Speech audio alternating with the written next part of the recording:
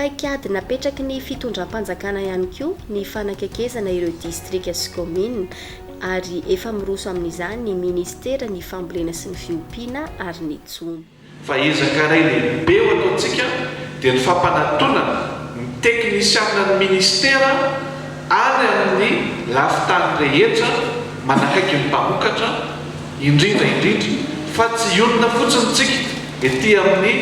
foibe ministera na any amin'ny fitalevam-bavitra fa tsy maintsy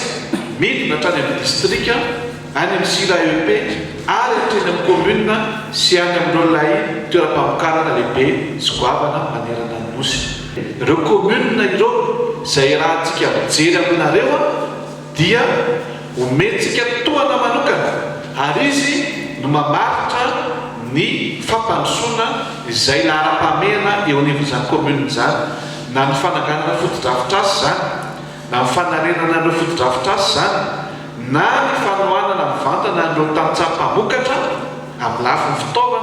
fitaovam-pamokarana sy ny sisa sy fametrahana teknisiana mba hampiakarana ilay vokatra mba ho hita misongadina ary mandray anjara feno ny olom-boafidy eny anivon'ireny commune reny sy ny mpiara-miasa aminy dia izay ihany koa no tianay aseho sy tianay ampitaina